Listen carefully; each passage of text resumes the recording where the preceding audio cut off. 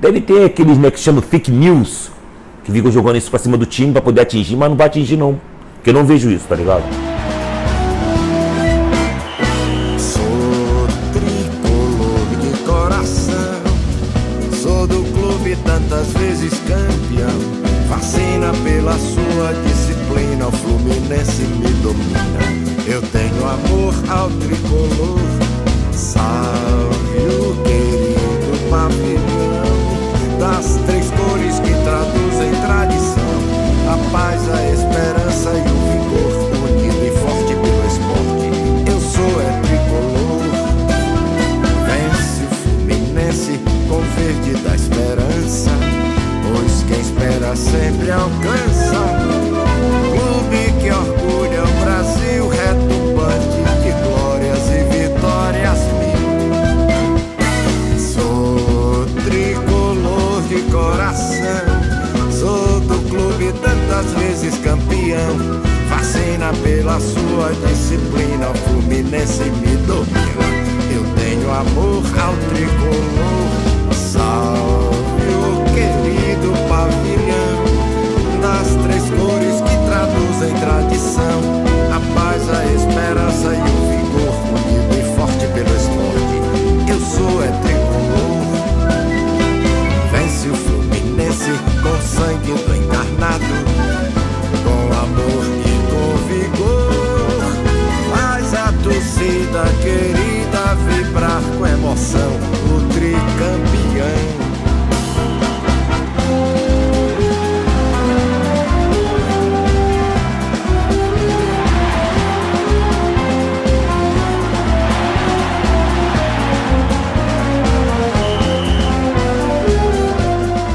Em 1947, o Mário Filho publicou aquela que foi a primeira grande obra histórica sobre o futebol brasileiro, um livro chamado O Negro no Futebol Brasileiro, que foi, na verdade, um pouco o resultado dos trabalhos, das pesquisas, das investigações que o Mário Filho, como jornalista, já vinha desenvolvendo desde a década de 1930. Qualquer obra, ela é filha do seu tempo.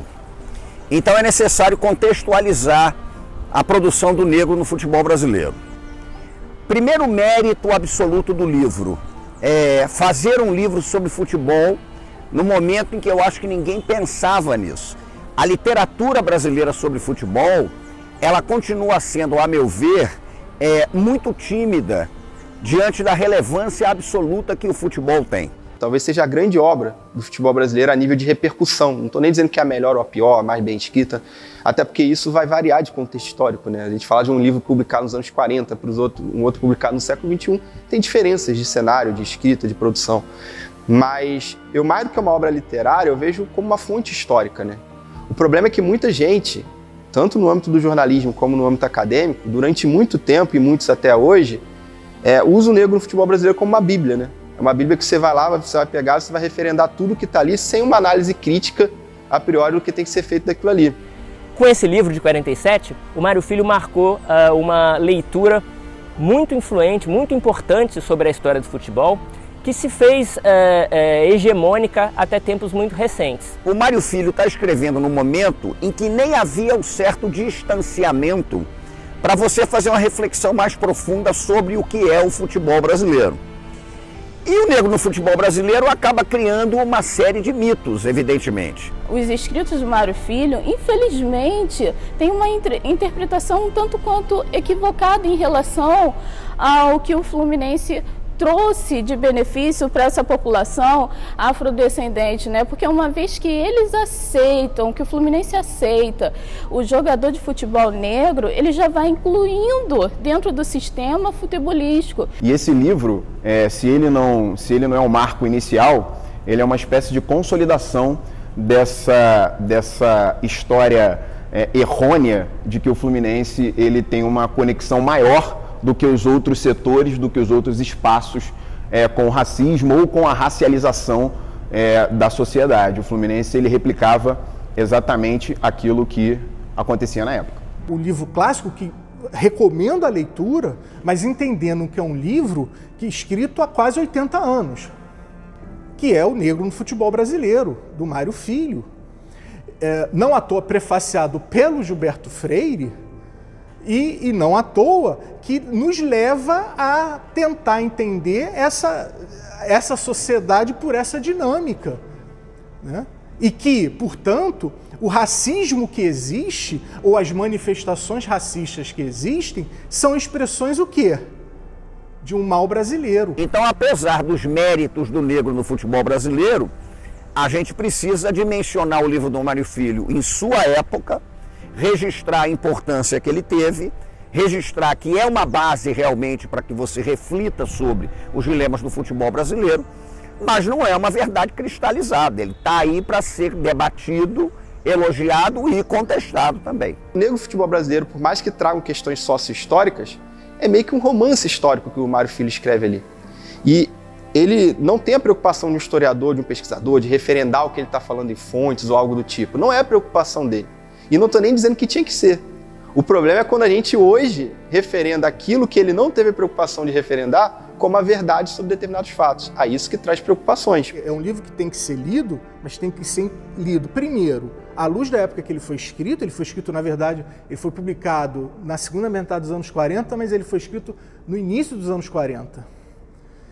E também entender quem era Mário Filho, né? Eu acho que qualquer leitura histórica, ou melhor, qualquer leitura de qualquer trabalho histórico tem que ser feita a partir da relação texto, contexto e autor. Então, o fato de que o Mário Filho cria uma história do futebol que não é errada, claro que não, mas é feita a partir da sua perspectiva, da sua posição social, da sua posição racial, do seu olhar sobre o resto da sociedade.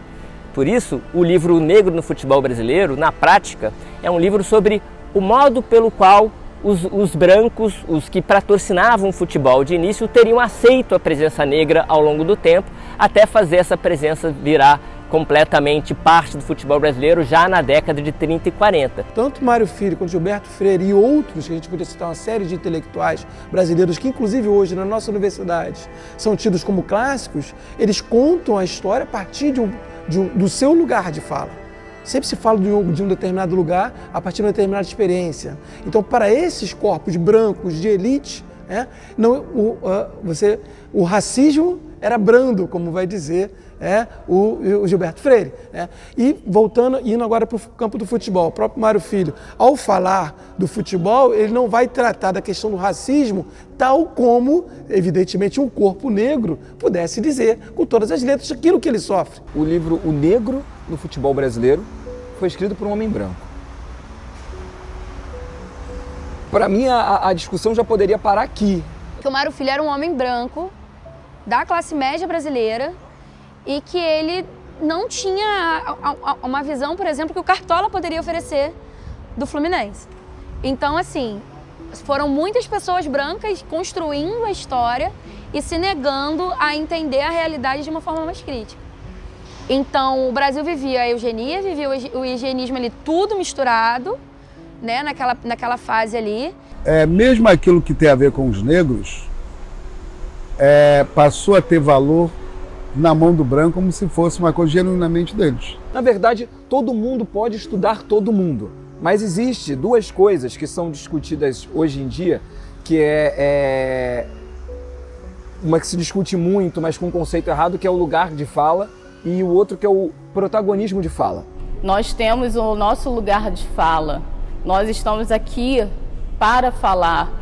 Não é possível dentro dessa sociedade o negro aceitar sempre que ele não pode se caracterizar, mostrar a sua identidade. Dito isso, volto lá então para o lançamento, né, de O Negro no Futebol Brasileiro, em que vilanizam a instituição fluminense, né, como um todo, tanto clube como torcida. Foi muito conivente você manter uma mesma história, né? E aí até, se a gente for um pouco mais a fundo, a gente pega também os interesses em relação aos clubes para os quais esses historiadores, que não eram nem historiadores, eram jornalistas, né? O que essas pessoas torciam, e aí qual é o interesse também de torcedor, porque você, enquanto torcedor, você não vai fazer um posicionamento, poxa, tô falando aqui de uma forma mais distante, né? Vou colocar o meu olhar imparcial. Não vai, né? Então tudo isso vai condicionar ali. E é importante a gente sempre bater na tecla que se trata de uma história contada majoritariamente por pessoas brancas e que isso impacta também na forma como vai ser enxergada as coisas. É claro que de forma nenhuma a gente está criticando a obra de Mário Filho, mas é importante contextualizar de que de fato o Fluminense, como muitos entendem até de forma errada a história do Pó de Arroz, que na verdade foi uma defesa a um jogador negro do Fluminense. O Mário Filho, ele compra um pouco o mito da história do Carlos Alberto.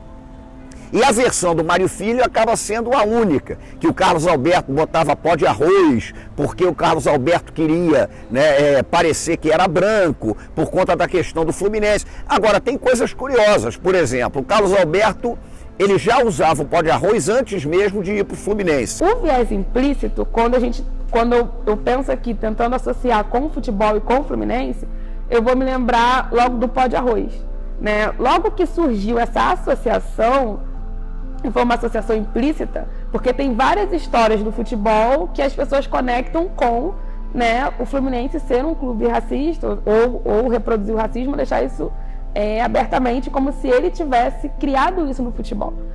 O Fluminense lá atrás foi taxado por isso, dessa maneira, é um clube elitista, é um clube racista, é isso, é aquilo. É uma mentira repetida. Aliás, né, o Brasil, e ainda mais no momento que a gente vive, a fake news, ela vai... Hoje, fake news. Mas o termo fake news, ela já vem desde 1914, né? Com Carlos Alberto, desde 1914. Uma mentira que ela é contada várias vezes, o Fluminense sendo acusado disso, acusado daquilo. Não só acusado, como sentenciado.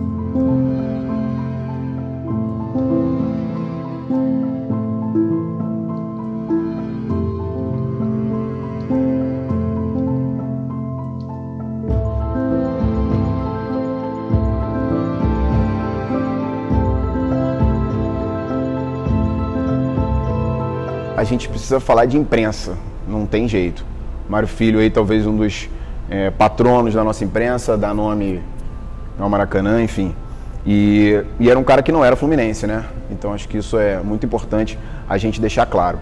E eu acho que a partir da leitura do livro do Mário Filho, você percebe que, quase que de maneira direta, ele imputa ao Fluminense, quase que de maneira exclusiva, essa coisa de ser um clube elitista, né? E com dificuldade na aceitação da pluralidade. E aí cria-se uma espécie de imaginário que coloca o Fluminense no lugar, né, do clube racista e que, portanto, era contra a popularização do futebol, enquanto os outros, em alguma medida, estariam lutando por essa popularização. E a história não é bem assim. Foi uma acusação equivocada na época. E como eu vejo essa história? De fato, a gente está falando de um período em que o Brasil já não tinha essa questão bem resolvida. Isso, é óbvio, vai chegar no futebol. Então essas acusações remontam a esse período, remontam a uma leitura completamente equivocada e não aprofundada. Foi-se pego o Fluminense como um vilão, né, da questão, virou fácil dizer que o Fluminense era um clube racista, e que foi, a todo momento, isso foi pela grande mídia corroborado e lembrado, enfim. E eu acredito sim que essa ideia do Fluminense ser um clube racista surgiu com a questão do negro do futebol, do livro, mas também com a ideia com a história, né, com a falácia do Carlos Alberto, e que se tornou o prato cheio para o Fluminense ser ser visto como um clube racista, ser visto como um vilão desse contexto. Eu acho que a vilanização do Fluminense enquanto um clube, né, supostamente racista, ela nasce dessa necessidade de que a polêmica exista. Esse negócio do bem e do mal, essa coisa de dicotomia, esse atraso todo, faz parte da cultura brasileira. Vem da colonização. Eu acho que, bom, realmente essa vilanização, né? Eu acho que essa pressão que o Fluminense tem, né? De alguns setores, né? Uma cobrança sempre maior. Porque eu acho que tem também uma coisa assim de pessoas que estão sempre esperando que o Fluminense mostra de fato sua face cruel e racista e discriminatória. Acho que tem sempre alguém que está esperando isso, né? A gente está falando de um momento do Brasil em que o discurso oficial sobre questões raciais, a dita democracia racial, é extremamente baseada nos escritos de pessoas como, por exemplo, Gilberto Freire em Casa Grande e Senzala, que é um livro que marcou muito essa literatura que estudava questões raciais e que define um momento onde que o racismo deveria ser escondido embaixo do tapete. Tem um fenômeno específico no Brasil que é uma tentativa, uma aposta política que na sociedade brasileira não tinha conflito étnico-racial. Como o preconceito racial é um fenômeno de grande complexidade, ele não pode ser subestimado, né? O Brasil tem um histórico de subestimar o preconceito racial, a problemática racial. Democracia racial, de alguma forma, é uma maneira do racismo se apresentar dizendo: se você mantiver o seu lugar sem questionar, não haverá conflito. Então isso estava institucionalizado. O chamado democracia racial brasileira, ou não tem racismo no Brasil, todo mundo é igual, né? Criou uma subordinação impressionante. De até quando você tem talento, você tem que prestar a alguém, né? Você tem toda essa construção de superioridade racial que infelizmente chega aqui também e se consolida no Brasil, mais especificamente no Rio de Janeiro, né? Agora, é equívoco a gente classificar que tinha um clube que seria o vilão dessa história, que seria o clube racista, e um ou outro que não seria racista. Então, a gente não pode compreender que século XX, os anos 20, anos 30, que existiria um clube que proclamasse o antirracismo. O que acontecia é que sempre teve movimento social negro no Brasil, ativistas intelectuais, ativistas em todas as áreas, que sempre bateram de frente, criticaram e que fizeram uma contribuição das mais interessantes, que foi essa roupagem da democracia racial. Ela foi criticada pelo movimento negro, que nos trouxe um elemento fundamental, ou seja, nós precisamos discutir o racismo se a gente quiser entender a sociedade brasileira. Os movimentos de resistência, eles sempre existiram dentro do Brasil. Embora muitos não tivessem a força, a capacidade de conseguir, dentro de uma perspectiva geográfica, pelo Brasil ser muito grande, conseguir criar laços do Brasil de norte a sul, mas os núcleos de resistência estavam lá. As pessoas às vezes elas acham, por conta de todo o nosso processo histórico, pelo mito da democracia racial e etc., que a população negra ela é conformada com esses problemas. Isso é um engano histórico, é um erro histórico gigantesco. Sempre houve aí organizações, instituições, ações individuais que lutaram contra tudo isso. Então, quando a gente fala da população negra, a gente não pode generalizar, tá? Então, a história do Chico Guanabara é uma prova disso. Ou seja, quando você tem um personagem como o Chico Guanabara, que era fluminense e que contradiz tudo isso que está no livro, você tem uma resposta muito clara de que o Fluminense não é nada daquilo que é vendido ao longo da nossa história, ao longo da história da nossa imprensa. Chico Guanabara realmente está nessa interseção entre ser torcedor, né, vibrar o futebol, vibrar a paixão por um time e viver uma experiência do que é ser um homem negro na virada do século XIX do século XX. Eu costumo comparar o Chico Guanabara no imaginário do Rio de Janeiro com a tia Ciata. Por que eu estou dizendo isso? Quando a gente fala da tia Ciata, a gente está falando da grande matriarca do samba, mas de certa forma a figura da tia Ciata, ela condensou inúmeras outras tias do samba que estavam ali convivendo com ela. Então a tia Ciata é essa figura que povoa o imaginário do samba carioca.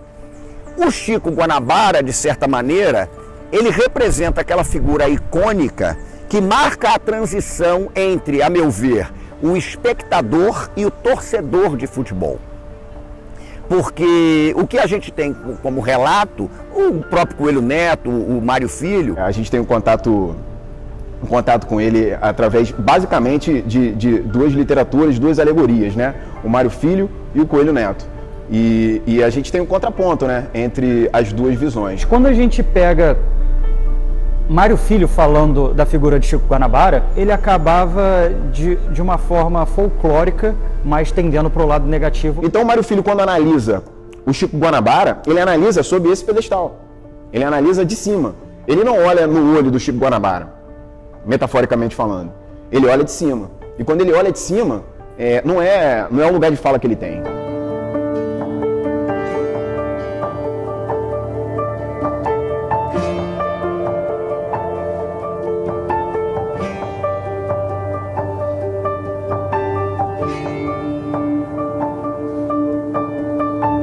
Vamos falar um pouquinho da imprensa, como que a imprensa entende e vende o Fluminense, tá? A imprensa ao longo, principalmente aí a segunda, agora vamos um pouquinho mais para frente, vamos andar um pouquinho, segunda metade do século XX, falar um pouquinho, década de 50, principalmente 60, 70, 80, até os dias atuais. O surgimento da imprensa esportiva no Brasil, ele é muito curioso, né?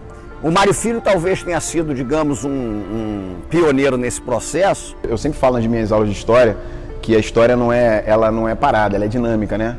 Para a gente entender o que acontece hoje, a gente invariavelmente tem que olhar para trás. Você tem nas décadas de 60, 70 e 80, você tem ali a transformação do Fluminense, né? A estigmatização do Fluminense em várias gavetas que essa imprensa entendia, que era um clube elitista, que é a questão do racismo que falamos. O Fluminense foi dito como um time muito elitizado, um time de brancos, né? E a história do pó de arroz, a mídia pegou para fortificar essa ideia de clube elitizado, né, de um clube segregador na história do futebol brasileiro. E na verdade a gente sabe, nós torcedores fluminenses, defendemos a história real, que realmente não é isso. Tá lá o Fluminense como bode expiatório, como clube que não merece o apoio popular que tem. Mas cara, eu vou te falar, torcer para o Fluminense também é um ato de resistência. É um ato de coragem para ir tudo e contra todos. Eu reparo que, de fato, a imprensa ela tem lado.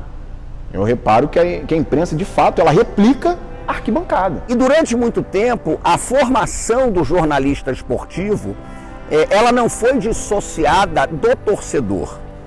Então, o jornalista esportivo era, no fim das contas, o torcedor do clube. Falando até de histórias recentes, como a entrevista até do próprio MC Gorila, né, em um canal de podcast da internet, quando ele questionado, assim, pensando que ele era flamenguista por ele ser preto e morar na favela, e ele fala, não, cara, tem que parar com isso. Eu sou preto e eu sou tricolor, sim. A gente tem que parar com isso, não é só porque eu sou preto e favelado que eu sou obrigado a torcer pro Flamengo, né? E ele acha que eles têm que ter tudo, né? Tudo não pode ter tudo, pô.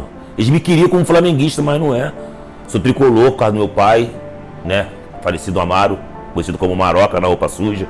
Acho que todo mundo que tem bom senso condena fake news porque não leva basicamente a lugar nenhum ou a lugares ruins. A mesma coisa acontece com o Fluminense. Porque quando a gente constrói a memória do futebol, a gente vai ver que a história do futebol não é uma história feita de santos e demônios, né?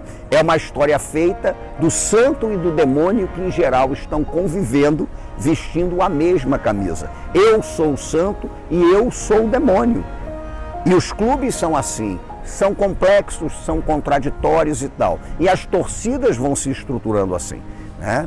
Por isso é importante o trabalho de memória do futebol brasileiro. A paixão é necessária, é fundamental, mas a gente tem que ter um certo cuidado, porque a gente precisa ter responsabilidade com a história e responsabilidade com a memória do futebol brasileiro e com a memória dos clubes de futebol do Brasil. Eu digo uma frase que na verdade não é minha, é de um autor que eu gosto muito chamado Eduardo Galeano, um autor uruguaio, que inclusive tem lendários livros sobre futebol, e ele fala que até que os leões escrevam sua própria história, a história das caçadas vão ser glorificadas a partir do caçador. Então a gente tem que contar a história, né? Se a gente não contar a história, alguém vai contar por nós e vai contar do ponto de vista dele, do ponto de vista positivo para ele. Que uma mentira contada 1000 vezes acaba virando verdade. E nós estamos aqui como herdeiros do Chico Guanabara justamente para recontar essa história e mostrar que essa verdade que durante muitas e muitas décadas foi mal contada, não é um negócio muito assim, não é exatamente assim. Essa questão, essa vilanização do Fluminense, né, vamos dizer, trazer para os dias atuais, né, esses fake news que trazem que o Fluminense é um clube racista, eu não consigo entender porque colocam o Fluminense nesse lugar de time racista, visto que minha família, eu, os meus amigos e a população afrodescendente, ela faz parte desse time, sim, e não existe nenhum problema em relação à questão racial. De chegar para mim e falar assim, pô, você tricolor, um clube que botou pó de arroz para poder esconder que tinha um jogador negro e tudo mais. Falei, cara, isso atrapalha muito. Isso atrapalha muito porque quem não conhece, quem nunca não procurou saber, acaba acreditando nisso. Acaba pegando para si. Então, antes de tomar qualquer conclusão de algo, vai lá, pesquisa, procura saber se aquilo ali é verdade, antes de pegar e impor algo que você não tem certeza. Entende? Então, eu tenho alguns amigos que torcem pro Fluminense, que são negros, e tem um certo preconceito, né? Não é um certo racismo, é um certo preconceito, porque sempre olham assim e falam, pô, vocês têm que ser flamenguistas.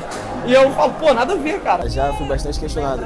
Todo mundo fala, você tem cara de tal, torcedor de tal time, Só que eu falo, mano, é o time que eu amo, é o time que eu gosto, me escolheu. Eu não escolhi o Fluminense me escolheu, me abraçou, então eu sou negro sim e gosto bastante da cultura.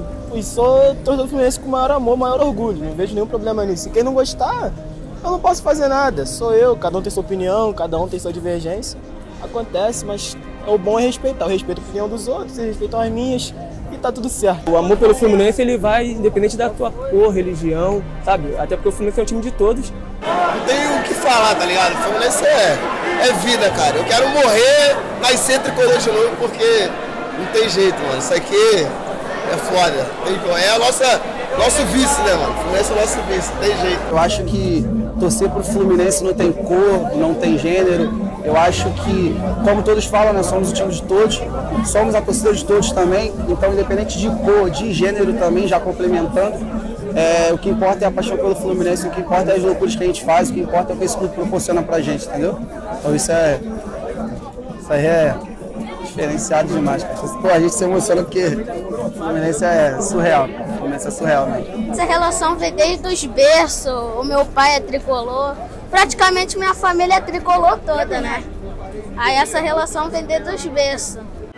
Sou tricolor de coração, sou do clube tantas vezes campeão. Fascina pela sua disciplina, o Fluminense me domina. Eu tenho amor ao tricolor, salve o querido pavilhão das três cores que traduzem tradição, a paz, a esperança e o vigor, unido e forte pelo esporte. Eu sou tricolor, vence o Fluminense com verde da esperança, pois quem espera sempre alcança. Clube que orgulha o Brasil, retumbante de glórias e vitórias mil. Sou tricolor de coração, sou do clube tantas vezes campeão. Fascina pela sua disciplina, o Fluminense me domina. Eu tenho amor ao tricolor, salve o querido pavilhão das três cores que traduzem tradição, a paz, a esperança e o vigor, unido e forte pelo esporte. Eu sou tricolor, vence o Fluminense com sangue do encarnado, com amor e com vigor, faz a torcida querida vibrar com emoção.